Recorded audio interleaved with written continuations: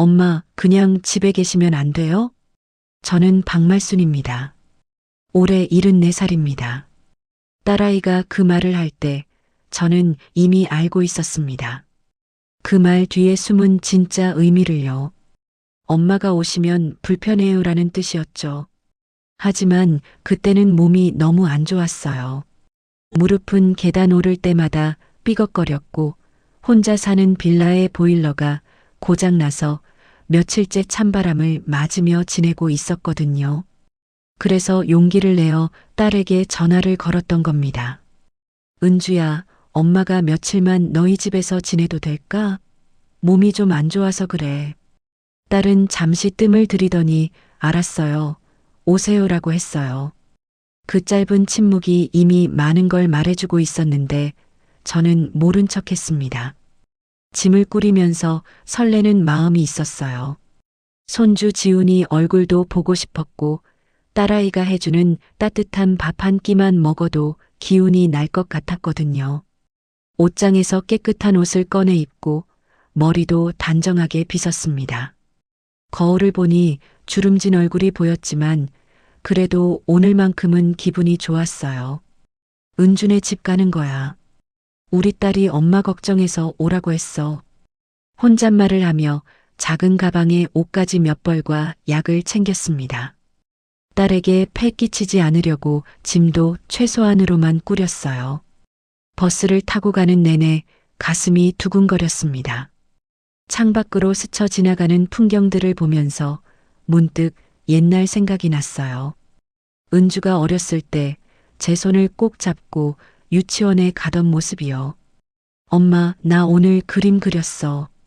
선생님이 잘 그렸대. 하며 신나게 떠들던 그 작은 목소리가 아직도 귓가에 맴돕니다. 그때는 제가 은주에게 세상 전부였어요. 제 남편 은주 아버지는 은주가 초등학교 들어가던 해에 교통사고로 세상을 떠났습니다. 그날 이후로 저는 은주 하나만 바라보고 살았어요. 새벽 5시에 일어나 식당에서 설거지 일을 하고 오후에는 청소 일을 했습니다. 손은 늘 거칠었고 허리는 늘 아팠지만 은주가 학교에서 돌아와 엄마 배고파하면 그게 제일 행복했어요. 은주는 공부를 잘했습니다. 장학금을 받아 대학도 갔고 좋은 직장에도 들어갔어요. 그리고 지금의 사위 민호 씨를 만나 결혼했죠. 저는 결혼식 날 울었습니다. 기쁜 눈물이었어요. 이제 우리 은주도 제 가정을 꾸리는구나. 내가 고생한 보람이 있네. 사위는 큰 회사에 다니는 사람이었고 말도 공손하게 잘했습니다. 처음에는요. 결혼 초반에는 명절 때마다 저를 챙겨주고 어머님 편하게 계세요 하며 웃어주던 사람이었어요. 하지만 손주 지훈이가 태어나고 시간이 지나면서 뭔가 달라지기 시작했습니다. 제가 집에 가면 인사도 대충 하고 방에 들어가 나오질 않았어요. 처음엔 바쁜가 보다 했는데 나중에는 제 눈을 똑바로 마주치지도 않더군요. 그런데도 저는 이번엔 다를 거라고 생각했어요. 몸이 아파서 가는 거니까 딸도 사위도 이해해주겠지. 그런 기대를 품고 딸네 아파트 앞에 도착했습니다. 초인종을 누르니 은주가 문을 열어줬어요. 엄마 오셨어요? 딸의 얼굴은 피곤해 보였습니다. 화장기 없는 얼굴, 묵지 않은 머리, 그리고 뭔가 조심스러운 눈빛이었어요. 그래, 은주야. 엄마 왔다.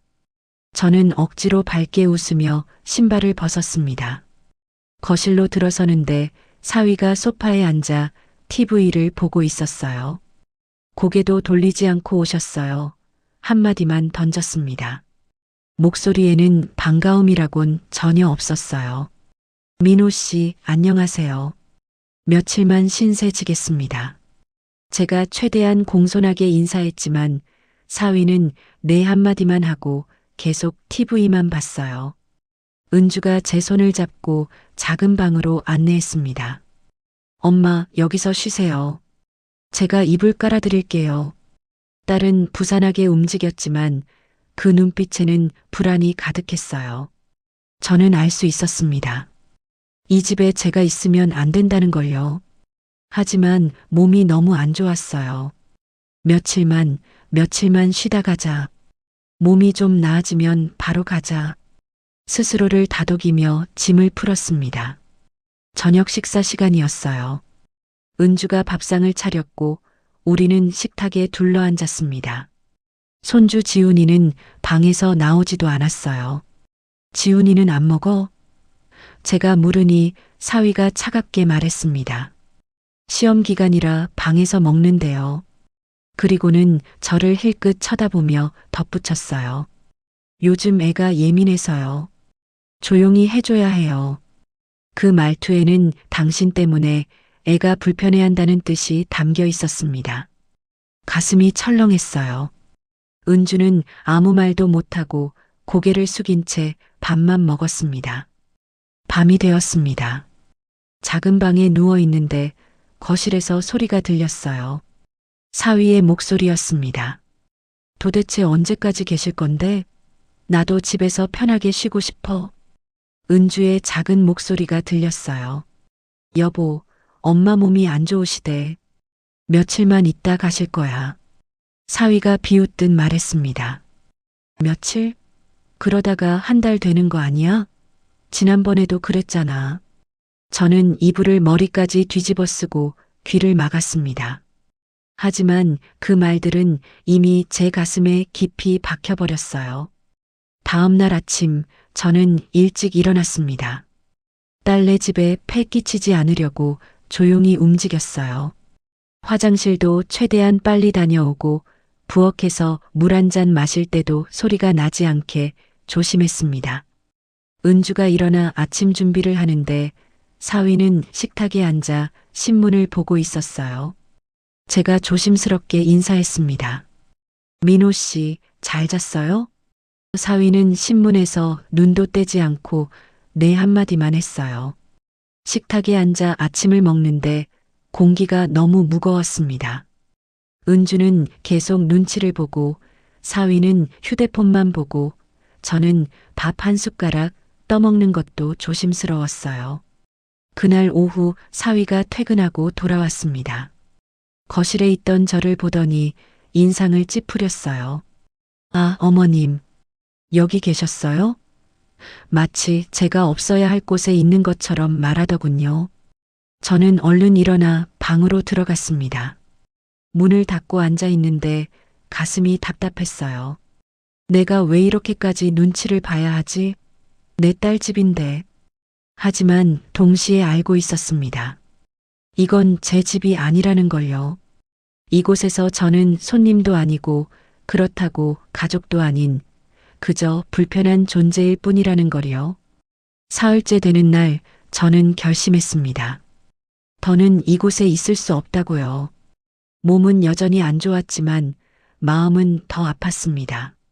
새벽 4시에 눈을 떴어요.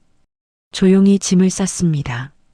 옷가지를 개고 약을 챙기고 가방 지퍼를 천천히 잠갔어요. 소리가 나지 않게요. 방문을 살며시 열고 나왔습니다. 거실은 어둠 속에 잠겨 있었고 모두가 자고 있었어요. 현관으로 가면서 딸의 방문을 바라봤습니다.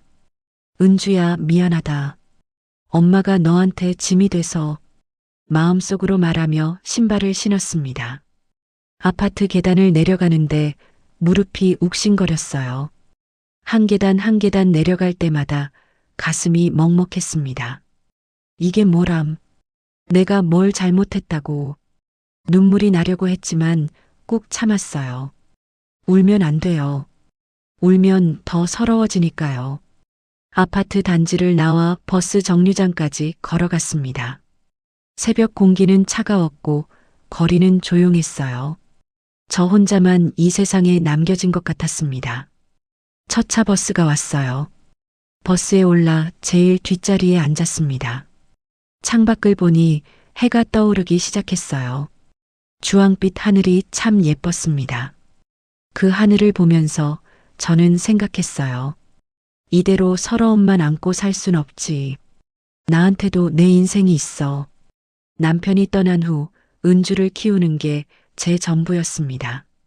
딸이 잘 되는 게 곧 제 행복이었어요. 하지만 이제는 달라야 했습니다. 은주에게는 은주의 가정이 있고 저에게는 제 삶이 있어야 했어요. 버스에서 내려 부동산에 갔습니다. 할머니, 어떤 집 찾으세요? 젊은 공인중개사가 물었어요. 작은 오피스텔이요. 혼자 살 거예요. 제 목소리는 떨렸지만 단호했습니다. 몇 군데를 돌아다닌 끝에 작은 오피스텔 하나를 계약했어요. 방 하나에 작은 부엌, 화장실이 있는 소박한 집이었습니다. 하지만 저에게는 궁전처럼 느껴졌어요. 이제 여기가 내 집이야. 아무 눈치 안 보고 살 수 있는 내 공간이야. 짐을 풀고 며칠이 지났습니다. 새 동네에서 사는 게 처음엔 낯설었어요. 아침에 눈 떠서 창밖을 보면 익숙하지 않은 풍경이 펼쳐졌고 마트도 병원도 어디 있는지 몰라서 한참을 헤맸습니다. 하지만 동시에 자유로웠어요. 아무 눈치 볼 필요가 없었고 제가 하고 싶은 대로 할 수 있었습니다. 어느 날 우편함에서 복지관 안내 책자를 발견했어요. 어르신 문화교실 수강생 모집이라는 제목이 눈에 들어왔습니다. 그림 교실, 요가 교실, 노래 교실 같은 프로그램들이 있었어요. 한번 가볼까? 망설였지만 결국 전화를 걸었습니다. 복지관에 처음 갔던 날을 잊을 수가 없어요. 입구에 들어서니 어르신들이 모여 웃으며 이야기하고 계셨습니다. 저는 조심스럽게 안으로 들어갔어요. 안녕하세요. 그림 교실 신청하러 왔는데요. 친절한 직원분이 안내해 주셨고 그림 교실이 열리는 방으로 갔습니다. 방 안에는 이미 5분의 어르신이 앉아 계셨어요. 선생님이 반갑게 맞아주셨습니다. 어서 오세요. 새로 오셨네요. 편하게 앉으세요. 저는 구석자리에 앉았습니다. 수업이 시작되었어요. 오늘은 수채화로 풍경을 그리는 거였습니다. 붓을 잡는 것도 오랜만이었어요. 어릴 적 학교에서 그림 그리던 게 마지막이었으니까요. 붓에 물감을 묻혀 종이에 대는데 손이 떨렸습니다. 잘 그릴 수 있을까? 걱정했지만 선생님이 옆에 와서 도와주셨어요. 할머니, 잘하시네요. 색감이 참 좋아요. 그 말에 용기가 났습니다. 한 획 한 획 그리다 보니 어느새 1시간이 훌쩍 지나갔어요. 수업이 끝나고 나오는데 한 할머니가 말을 걸어왔습니다. 저 오늘 처음 오셨죠? 저는 김영자예요. 반갑습니다. 환하게 웃는 얼굴이 참 따뜻했어요. 저는 박말순이에요. 반갑습니다. 우리는 복지관 앞 벤치에 앉아 이야기를 나눴습니다. 영자 씨는 저보다 2살 위였고 남편과 사별한 지 10년이 되었다고 했어요. 처음엔 너무 외로웠어요. 자식들은 다 바쁘고 집에 혼자 있으니 답답하더라고요. 그래서 여기 나오기 시작했는데 이제는 이게 제 낙이에요. 영자 씨의 말에 고개가 끄덕여졌습니다. 저와 비슷한 처지였어요. 다음 주에는 요가 교실에도 등록했습니다. 몸이 안 좋아서 걱정했는데 선생님이 천천히 하시면 돼요. 무리하지 마시고요 하며 격려해 주셨어요. 요가 교실에서 또 다른 친구를 만났습니다. 이순희 씨였어요. 71살인데도 몸이 정말 유연했어요. 저도 처음엔 몸이 안 좋았어요. 근데 꾸준히 하니까 많이 좋아졌어요. 순희 씨는 밝은 성격이었고 수업 끝나고 늘 같이 차 한잔 하자고 했습니다. 어느 날 영자 씨, 순희 씨와 함께 복지관 근처 카페에 갔어요. 말순 씨, 요즘 많이 밝아지셨어요. 영자 씨가 말했습니다. 그래요? 제가 물으니 순희 씨도 고개를 끄덕였어요.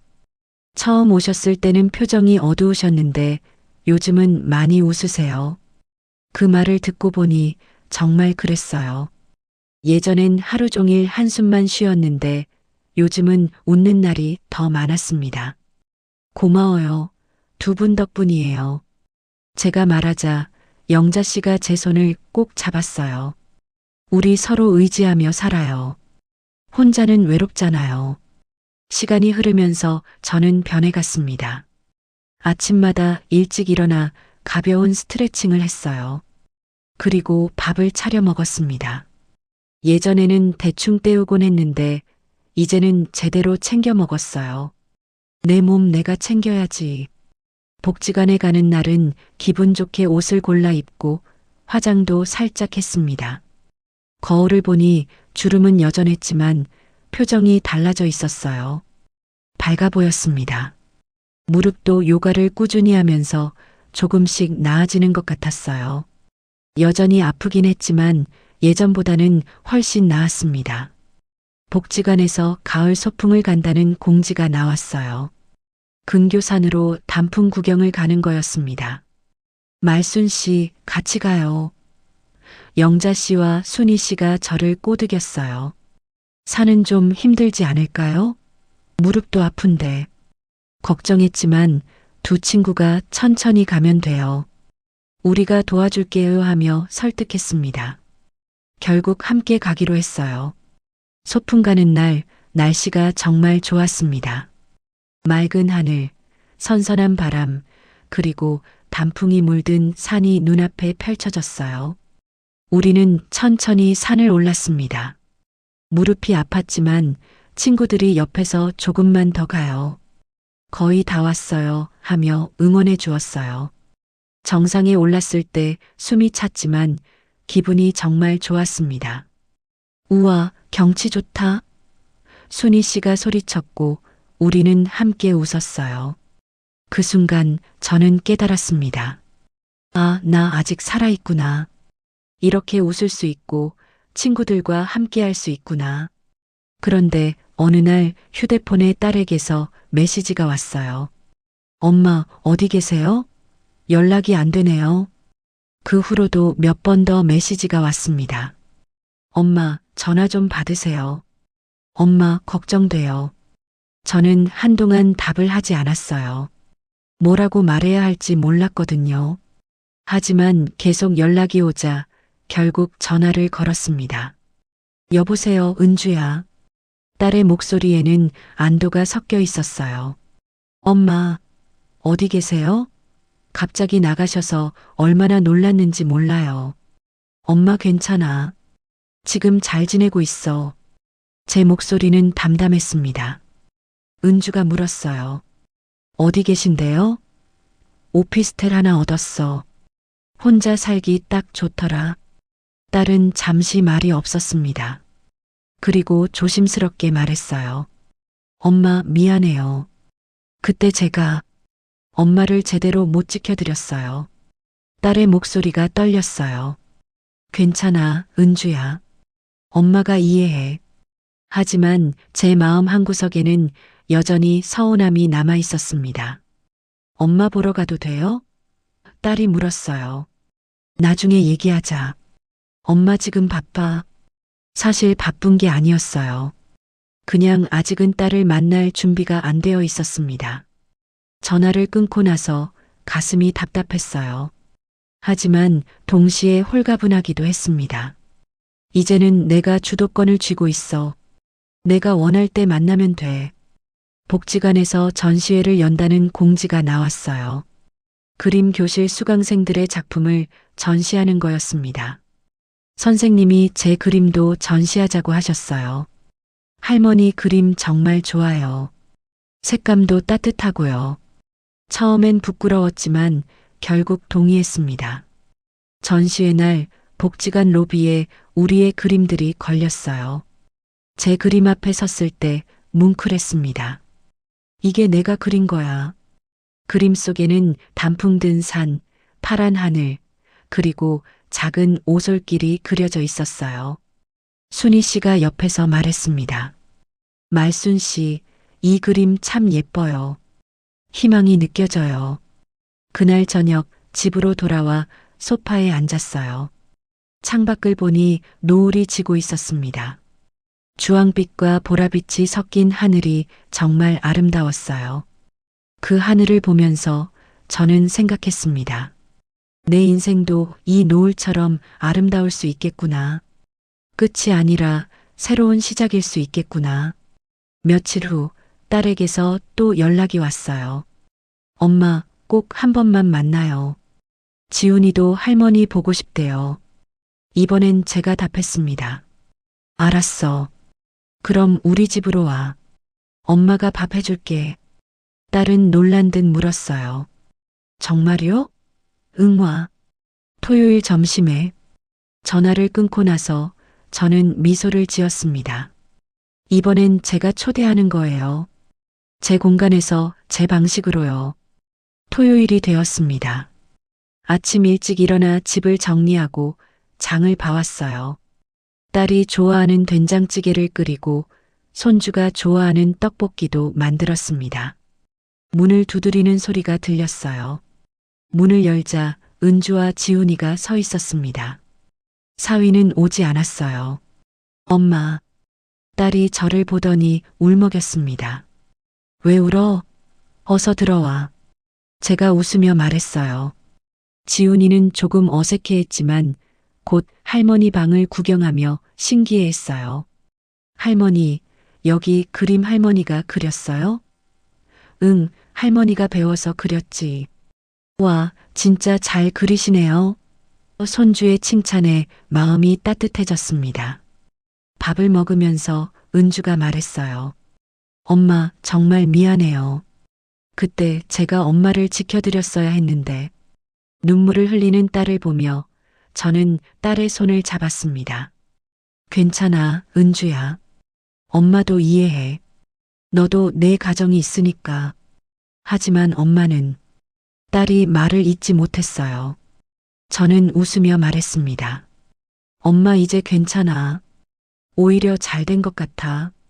이제야 내 인생이 시작된 것 같거든. 은주가 눈을 크게 떴어요. 엄마가 그렇게 말씀하시니까 마음이 좀 놓여요. 근데 정말 괜찮으세요? 응, 엄마 친구들도 생기고 그림도 배우고 요가도 하고 있어. 정말 재밌더라. 제 말에 딸이 안도의 표정을 지었습니다. 식사 후 우리는 커피를 마시며 이야기를 나눴어요. 예전처럼 무겁지 않았습니다. 오히려 편안했어요. 딸이 가기 전에 물었습니다. 엄마, 다음에 또 와도 돼요? 그럼 언제든지 와. 엄마가 맛있는 거 해줄게. 딸과 손주를 배웅하고 문을 닫았을 때 가슴이 뭉클했습니다. 상처는 여전히 남아 있었지만 이제는 그 상처를 끌어안을 수 있을 것 같았어요. 다음 날 복지관에 갔습니다. 영자 씨와 순희 씨가 반갑게 맞아주었어요. 말순 씨, 오늘 표정이 더 밝으시네요. 순희 씨가 말했습니다. 응, 어제 딸이랑 손주가 우리 집에 놀러 왔었어. 어머, 잘 됐네요. 영자 씨가 웃으며 말했어요. 우리는 함께 웃었습니다. 그 웃음 속에는 아픔도 있었지만 희망도 있었어요. 그날 저녁 집으로 돌아오는 길에 작은 공원을 지나갔습니다. 벤치에 앉아 하늘을 올려다봤어요. 별들이 반짝이고 있었습니다. 참 예쁘다. 문득 남편 생각이 났어요. 여보, 나 이제 괜찮아. 우리 은주도 잘 크고 나도 이렇게 내 인생을 살고 있어. 걱정하지 마. 마음속으로 남편에게 말을 건넸습니다. 바람이 불어왔어요. 그 바람이 마치 남편의 대답처럼 느껴졌습니다. 집에 돌아와 잠자리에 들기 전 거울을 봤습니다. 주름진 얼굴, 희끗희끗한 머리, 하지만 그 눈빛은 예전과 달랐어요. 밝았습니다. 살아있었어요. 나 박말순, 74살. 아직 늦지 않았어. 앞으로 더 많은 날들이 남아있어. 그 날들을 행복하게 살 거야. 스스로에게 다짐하며 잠자리에 들었습니다. 상처는 남았습니다. 딸네 집에서의 그 서러움, 사위의 차가운 눈빛, 새벽에 혼자 계단을 내려오던 그 순간들이 가끔 떠올랐어요. 하지만 이제는 그 상처에 머물지 않았습니다. 그 자리에 새로운 추억들이 채워졌어요. 영자 씨, 순희 씨와 함께 웃던 순간들, 처음 그린 그림, 산 정상에서 본 단풍, 딸과 손주가 제 집에 와서 함께 밥 먹던 순간들이요. 그 따뜻한 행복이 천천히 하지만 확실하게 제 마음을 채워갔습니다. 여러분, 여기까지 제 이야기를 들어주셔서 정말 고맙습니다. 제 이야기가 누군가에게 작은 위로가 되었으면 좋겠습니다. 인생은 언제든 다시 시작할 수 있습니다. 나이는 숫자일 뿐이에요. 중요한 건 우리가 어떤 마음으로 오늘을 사느냐 하는 거죠. 제 이야기가 도움이 되셨다면 구독과 좋아요 부탁드립니다. 여러분의 응원이 저에게 큰 힘이 됩니다. 다음에 또 좋은 이야기로 찾아뵙겠습니다. 감사합니다.